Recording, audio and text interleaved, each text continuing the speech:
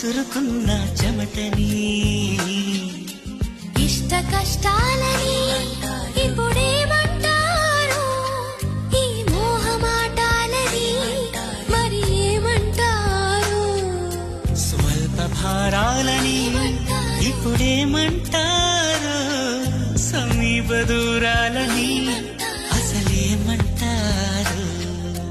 జారే నింగిని దొరలాంటి దొంగని పాడే కొంగుని పరిమళించే రంగుని